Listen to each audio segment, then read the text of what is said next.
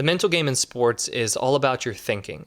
If we can control your thinking, then all of a sudden, everything else about the mental game becomes much easier. For example, if you're struggling with a lot of fear, you are afraid of making mistakes. Because you are afraid of making mistakes, we know that you're probably thinking about mistakes a lot. You're thinking about how you don't want to make mistakes. You're thinking about everything that will happen if you do make mistakes, or the consequences of making mistakes. All of that is filling your mind. If you can change the way you are thinking about mistakes, then you can reduce the fear that you play with. The same thing is true with sports performance anxiety, perfectionism, self-doubt, and any other mental game challenge that you experience. This is why when I'm working one-on-one with athletes, we spend most of our time focusing on the way they are thinking about themselves.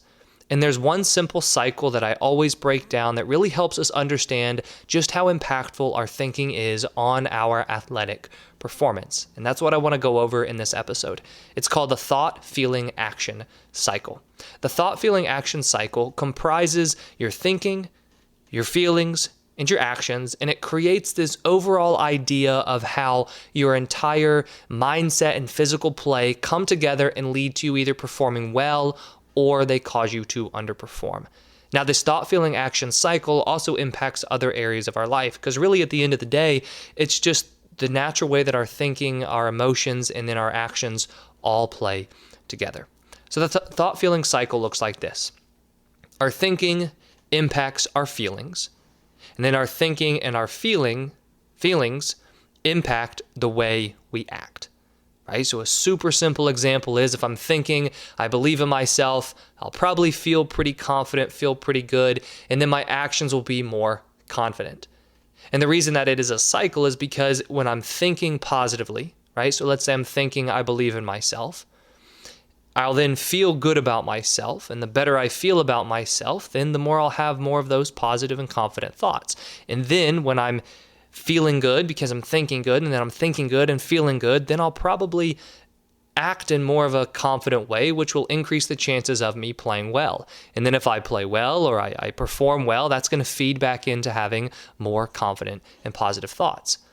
But this thought, feeling, action cycle is also seen on the negative side. And this is honestly where I see it the most initially when I'm working with players, where we'll have a negative thought such as, I suck, right? Or I'm playing terribly today. Then that's going to make me feel a certain way. I'll probably feel down on myself. And then when I feel down on myself and I'm thinking those negative thoughts, I'll probably play with less aggressiveness, less confidence. Maybe I'm playing with timidness and I'm playing tight. So then I'll see my physical play be affected by that.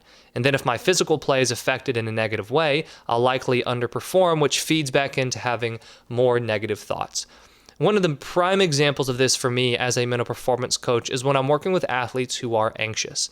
Whenever I'm working with an athlete and they are anxious, we first focus on this thought, feeling, action cycle because it helps us get an understanding of what's driving this anxiety so we can start thinking about what we can do to really change this anxiety and overcome and work through it. So a lot of times when athletes are anxious, if not all the time, because this is what's causing the anxiety, they're thinking about something that will happen in the future.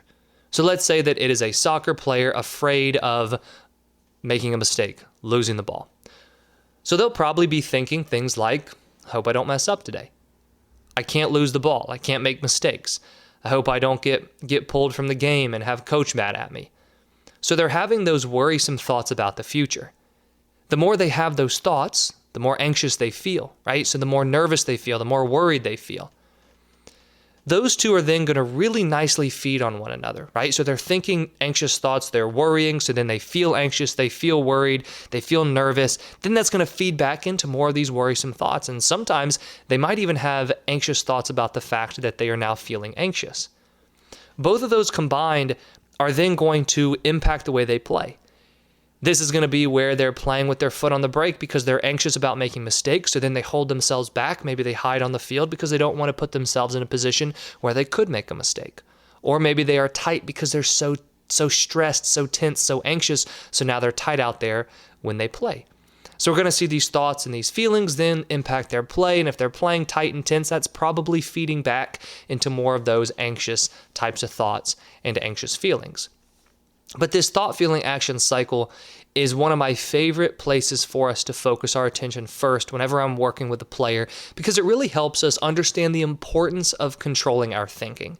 Now, we don't want to be overthinking when we play, right? We don't want to make things robotic, but we do have to understand that the way we think is directly impacting our emotional state. And then our emotional state and our thinking is directly impacting our physical play. It's very unlikely that you'll be thinking anxious thoughts, feeling anxious, and then all of a sudden go out there and play with confidence and aggressiveness and play with, with a relaxed body like you need to in order to perform your best. Just like if you're feeling confident, if you're thinking things like, I believe in myself, it's not very likely that you're going to go out there and play timid and scared. You'll probably play more aggressively and more confidently. So everything here is pointing back to the importance of controlling our thinking. Now, to be honest with you, it's not as cut and dry as this, right? It's not, I believe in myself. I all of a sudden feel confident, and then all of a sudden I go play confidently, and now I'm going to think another thought. It's not as robotic as I know it sounds when I explain it. But the reason that I like to break it down and explain it in those 3 simple steps is because, again, we see that everything is really starting with our thinking, especially everything that we can control. Because there's a whole other topic to go over, which is how our emotions, especially the emotions we feel in the moment, aren't necessarily in our control because they are the result of past experiences that have happened, right? So maybe I just struck out, so now I'm feeling upset, or maybe, I just thought a bunch of negative thoughts, so now I'm feeling bad, or positive thoughts, whatever it might be. But the emotions we feel in the moment are already there. So all we can do is try to change the emotions that we will have in the future. And again, the way we change our emotions in the future is to really change our thinking in the present moment. Now, our actions are also something that's in our control, and I'll talk to a lot of players about focusing on giving effort, because even if we don't feel confident, we can still give full effort. Even if we don't feel like we can go out there and play well, I can still try to play aggressively. Right? So body language and playing aggressively, playing with effort is also within our control. But again, everything becomes easier when our thinking is creating a positive thought, feeling, action cycle. So that's why I always start with the thinking. So for yourself, what I want you to really take from this episode is that we need to start paying attention to our thoughts. If you think of it in terms of this cycle, what kind of cycle are you creating on a daily basis? When you're practicing, when you're playing, are you creating a negative thought, feeling, action cycle or a positive thought, feeling, action cycle?